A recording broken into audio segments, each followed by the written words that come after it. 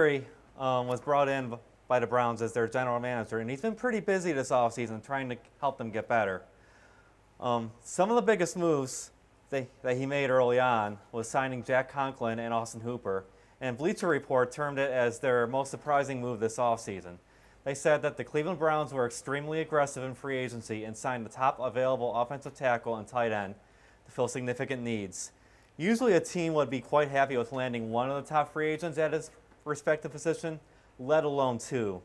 Once the contracts are factored into it, it's clear the Browns made two of the league's best offseason signings.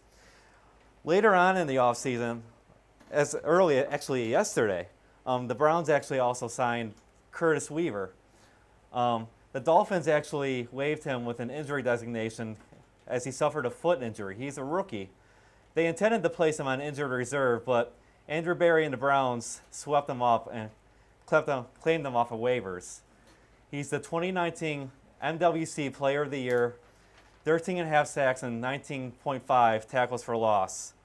So Les, Dennis, my question to you is this. How would you evaluate Andrew Berry's offseason so far?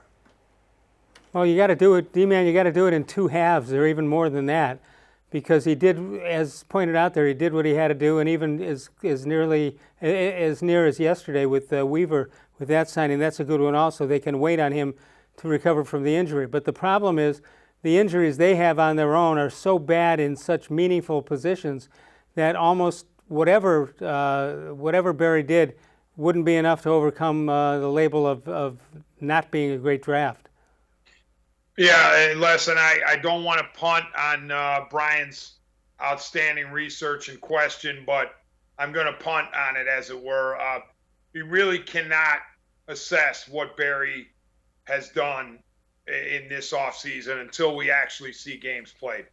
I mean, we have to see what Austin Hooper does as a member of the Browns in Stefanski's system.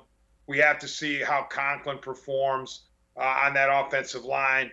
I mean, I guess you could project and say, oh, yeah, it looks good, but I'm in a wait-and-see mode on DePodesta, of course, the ownership at the Haslams, but DePodesta and Berry and Stefanski, I got to see wins before I begin to crown them for what they did in this offseason.